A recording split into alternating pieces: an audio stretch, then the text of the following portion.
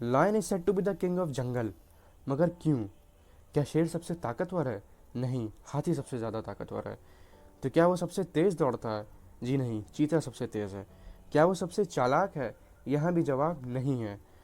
तो फिर शेर में ऐसा क्या है जिस वजह से लोग उसे किंग ऑफ द जंगल कहते हैं? तो वो है एटीट्यूड।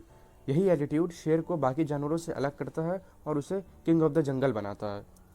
1964 के पहले 1 मील को 4 मिनट में कवर करना ह्यूमन बॉडी के लिए इम्पॉसिबल माना जाता था।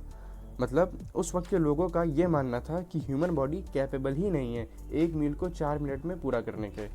मगर 1964 में रॉजर बेनिस्टर नाम के एक एथलीट ने इस मिथ को तोड़ दिया। और आज अगर देखें तो इवन हम में से कई लोग 1 मील को 4 मिनट में बड़ी आसानी से दौड़ सकते हैं। मगर 1964 के पहले ऐसा क्या था जो लोग इस टास्क को अचीव नहीं कर पा रहे थे? एक्चुअली बिलीफ सिस्टम ऐसा था कि ऐसा तो हो ही नहीं सकता। मगर 1964 में जब रॉजर बेनिस्टर ने इस बिलीफ को तोड़ा, तब उसके बाद आप आज तक देख लें करोड़ों लोगों ने रॉजर का ही रिकॉर्ड तोड़ दिया है।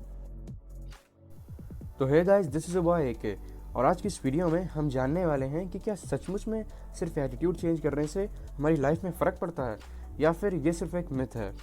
और इस चीज़ को डिस्कस करने के लिए मैं कंसीडर करूँगा ऑथर जेफ केलर की लिखी हुई बुक एटीट्यूड इज़ एवरीथिंग का। So let's begin. मान लेते हैं कि आपके सामने एक ग्लास रखा है जो कि आधा भरा और आधा खाली है। अब जो पॉजिटिव एटीट्यूड वाले या जो ऑप्टिमिस्टिक लोग होंगे वो कहेंगे कि ग्लास आधा भरा हुआ है। वही नेगेटिव थॉट या जो पेसिमिस्टिक लोग होंगे वो कहेंगे कि ग्लास आधा खाली है। जबकि सिचुएशन दोनों केसेस में सेम है। जब थॉमस अल्वा एडिसन की लेबोरेटरी में आग लगी और वो जलकर बर्बाद हो गई, जिसमें उनकी ज़िंदगी भर की मेहनत भी थी, तब उन्होंने ये कहा कि मेरे लैब में कुछ चीज़ें सही नहीं थी, कुछ इंस्ट्रूमेंट पुराने हो चुके थे, तो अच्छा हुआ मेरे लैब में आग लग गई। अब मैं दोबारा अपनी लैब को और बेहतर तरीके से बना पाऊंगा। तो guys, this is the winning attitude. Author कहते हैं कि सिचुएशंस कई बार हमारे कंट्रोल में नहीं होंगी, तो उस पर रोने से बेहतर है कि हम उन सिचुएशंस की पॉजिटिव चीज़ों पर ही ध्यान दें। लेकिन इसका मतलब ये नहीं कि हम बस हमेशा पॉजिटिव चीज़ों पर ही ध्यान देते रह जाएं और एक्शंस न लें। जैसे कि ऑथर ने सालों तक रियल एस्टेट बिजनेस के बारे में सिर्फ सोचा और एक्शन नहीं लिया, और सोचने के लगभग 15 साल बाद उन्होंने रियल एस्टेट की शुरुआत करी। और नो डाउट लेट स्टार्ट करने के बावजूद उन्होंने रियल एस्टेट से काफ़ी पैसा कमाया। मगर वो ये भी कहते हैं कि लेट स्टार्ट करने की वजह से उन्होंने कई गोल्डन अपॉर्चुनिटीज़ मिस कर दी। अब इस बुक में एक पॉइंट है जो मुझे पर्सनली सबसे ज़्यादा पसंद है, वो है स्टॉप कंप्लेनिंग। अज्यूम करते हैं कि आप एक दिन मॉर्निंग में मस्त नहा धोकर ऑफिस जा रहे होते हो, तभी आपका दोस्त आपको सामने से आता हुआ मिल जाता है और वह इंडियन इकोनॉमी की खूब बुराई करता है, अपने बॉस की खूब बुराई करता है, अपने टाइट शेड्यूल को कोसता है और भी 2-4 कंप्लेंट्स करता है। तो क्या उस दिन आपको अपने दोस्त से मिलकर अच्छा लगेगा? शायद बिल्कुल नहीं। और शायद उसकी वजह से आपका पूरा दिन भी खराब चला जाए। देखिए, ये ह्यूमन नेचर है कि हमें कंप्लेनिंग लोग बिल्कुल पसंद नहीं होते, और हमें कंप्लेन करनी भी नहीं चाहिए अनलेस आप उस प्रॉब्लम का सलूशन ढूंढ रहे हो। फॉर एग्जाम्पल, ऑफिस में किसी टेक्निकल प्रॉब्लम को अपने कलीग्स के साथ डिस्कस करना इज़ नॉट कंप्लेनिंग।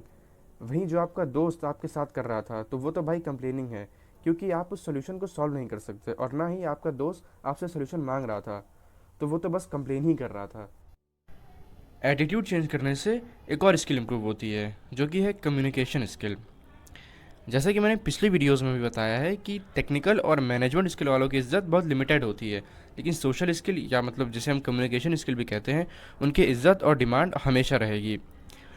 पॉजिटिव सोच वाले लोग हमेशा पॉजिटिव लोगों को अट्रैक्ट करते हैं और नेगेटिव सोच वाले लोग हमेशा नेगेटिव लोगों को, और इसीलिए ऑथर भी हमें पॉजिटिव रहने के लिए ही बोलते हैं। और किसी से भी बात करते टाइम हमें अपने वर्ड्स पर बहुत ध्यान देना चाहिए, क्योंकि हमारे वर्ड्स कहीं ना कहीं सामने वाले के माइंड पर एक इम्पैक्ट डाल रहे होते हैं। ऑथर हमें हमेशा पॉजिटिव लोगों के साथ रहने के लिए सजेस्ट करते हैं और नेगेटिव लोगों से दूर रहने के लिए बोलते हैं। और स्पेशली अपने गोल्स और प्लान्स तो हमें नेगेटिव लोगों के साथ कभी भी डिस्कस नहीं करने चाहिए, क्योंकि अगर आपके प्लान में कोई भी नेगेटिव पॉइंट हुआ, जो कि बहुत ऑब्वियस भी है कि हर प्लान में कोई ना कोई नेगेटिव पॉइंट ज़रूर होता है, नथिंग इज़ परफेक्ट, तो वो बस उसी नेगेटिव पॉइंट को बहुत ज़्यादा हाईलाइट करेंगे और आपको डिमोटिवेट कर देंगे, क्योंकि उनसे तो लाइफ में कुछ भी अचीव नहीं हुआ, तो वो सबकॉन्शियसली यही चाहते हैं कि आपसे भी कुछ अचीव नहीं हो। तो बस आज के लिए सिर्फ इतना ही। वैसे तो इस बुक में बहुत सारे पॉइंट्स हैं, लेकिन वीडियो बहुत ज़्यादा लंबा हो जाता है, तो आगे के पॉइंट्स हम किसी और वीडियो में डिस्कस करेंगे। Thank you.